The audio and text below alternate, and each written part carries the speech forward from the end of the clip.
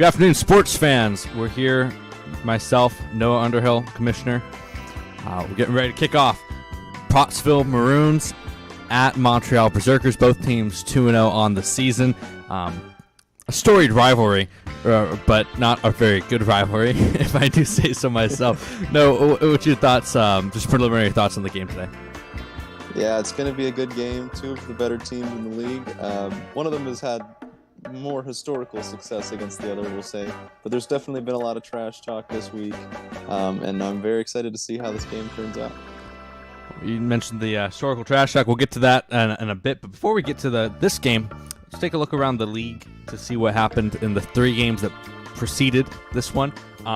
If you missed them, you can go watch them on the WFA YouTube channel, which you should know where it is because you're watching this stream. So how else would you? No, but 3 games so far this week, and let's take a look at them. First game this week was Charleston at Myrtle Beach. And Myrtle Beach, I don't know, they really surprised me, honestly, with this one. Yeah, they had a really good game, winning 40-14. It was just a really all-around good game. Mason Jackson really coming out and showing why he should have been kept. And they didn't even need Jaga Bettis, really, but he still did his part. The boy Matt Milo, that's a season 1 guy, former Crabs player, doing the stuff for Myrtle Beach. Charleston's just been coming out really slow so far. Trey Tucker is looking great, but other than him, they've been pretty rough so far. Honestly, with Trey Tucker, you bring him up, and one stat that caught my eye when I was looking at this was 0.7 yards after hit. That's bad. And if you look at the best running backs in the league, they have they're breaking tackles. I mean, on the other side, Jaga Bettis, 12 broken tackles in this game. So Tucker had 122 yards, but how much of that is him? How much of that is the offensive line? It's kind of a question I think we're going to be asking ourselves if Charleston continues to struggle. 4 interceptions, obviously, from Tyler Roush.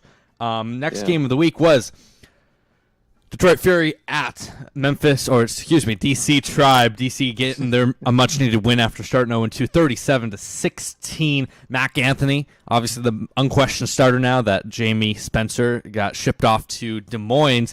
And what did you think about this game? I mean, it's definitely a crazy game. Before we move on from the other game, that's what Trey Tucker was known for in the Rise League, was getting those yards after hits. So it's very interesting that that's the stat that we were able to get in this one. But back to our other game here, DC. Mac Anthony, I remember when we first saw him, we were a little bit concerned about what he was going to be able to do. And he had 2 rough starts to begin the year, but finally coming around, having a really, really good game for what he was asked to do. And then Washington carrying the rest with 209 on the ground. Really good game. Detroit, they're getting a lot out of Geronimo Lawuzie as far as yards are concerned. That's their guy that they're playing, him and CJ Green. Olawusi's lining up at fullback for the most part. But so they're getting a little bit of stuff from him. I'm sure you're gonna go after those yards after contact. But yeah, so not the best game, and they were down pretty much from the beginning. But yeah, a really good game from Mac Anthony for sure. Yeah, very, very efficient, 87% completion percentage. They didn't ask him to do a lot, but he did it. I mean, Josh Butterly was the leading receiver with 2 receptions. And you mentioned Olawusi, 72 yards. You mentioned CJ Green. CJ Green had 8 carries for 8 yards. Olawusi didn't break a single tackle in this game, and Davis didn't do too bad. I mean, 60% completion percentage, 250, 1 TD, 1 interception. It wasn't an awful game from him, but you got to get him some support. You look on the other side, Washington with 209 yards. Mac Anthony wasn't asked to do that much, and I think if the Fury are going to win, you're not going to win off the back of purely Davis. You got to give him some support. And this is a guy that they just signed in week 2. Like, he's coming off the street. He's still not good in the offense yet, so the rest of the team needs to pick him up. Definitely. Shout out to Anthony Winfield, though. Great player. Good defense has been looking pretty decent. Yeah, definitely. And now both teams going to week 4 at 1-2, as I'm not quite sure who their next opponents are, but I'm sure they're decent ones. Go on to our final game of the week, and it was, on paper, it was a slaughtering. 30-9, Boston Whales knock off the New Haven Lancers. But if you look to these stats, it's a lot closer than it looks. Yeah, it was really interesting watching the beginning of this game. I believe New Haven was up through the first quarter. Boston, once again, starting off really slow. We're not able to get much done. And then all of a sudden, Jake Blanchard catches fire and, like he usually does, pulls this team out of a very big hole that they were in. I'm not a big hole, but like if you're losing to New Haven, that's a pretty big hole in my book. But they were able to get by, and like that's just if you look at those 5 interceptions from Napoli, that's a big shock, especially with the team that New Haven's been playing like. But they really had a great defensive day. But Boston was just able to get it done. Colin Pierce, looking tough, buddy.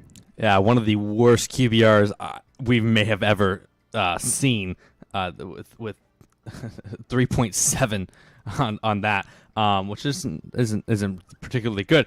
But yeah, you mentioned the 5 interceptions from Boston. New Haven, their pass defense really impressed me in this game. The biggest thing for New Haven, they weren't able to punch the ball in on anything. I mean, they had a pick six taken down to like the 5. They couldn't score. And you turn those around, and it's a completely different game.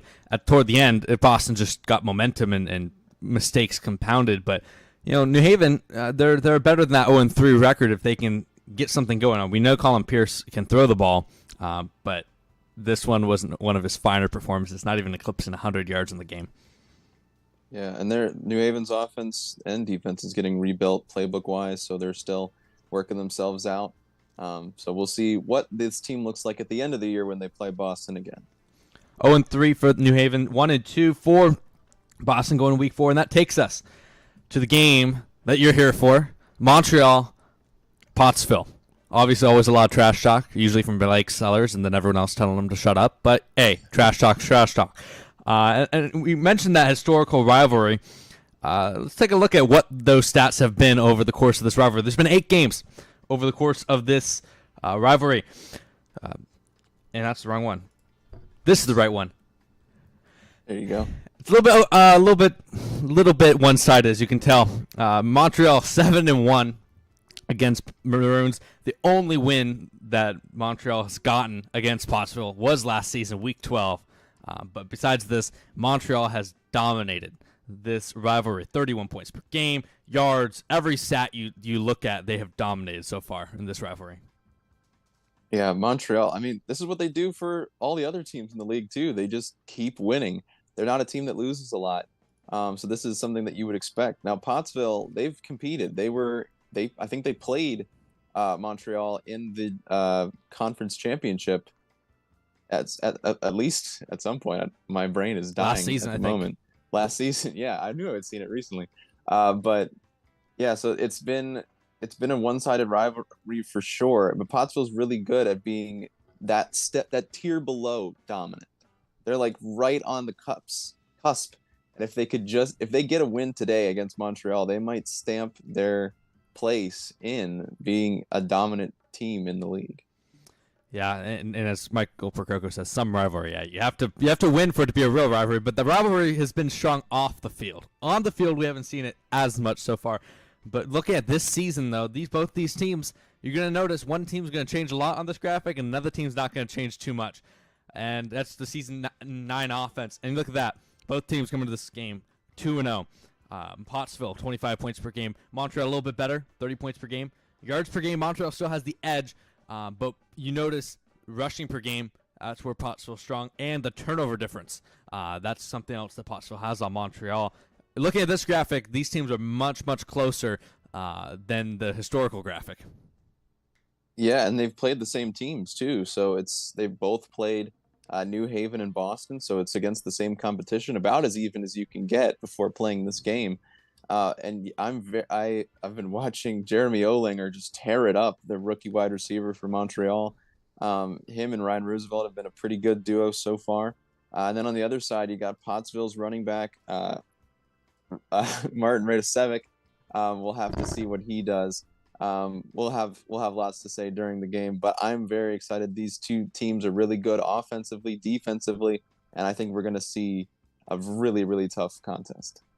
I agree with you there. We'll see if the rushing game for Pottsville can make up the difference in the score. today, and we'll see if that rivalry comes back and starts being more on the field. We're about a couple minutes from kickoff, and we'll send you to a break, and then we'll come back, and we'll have your game, Pottsville at Montreal.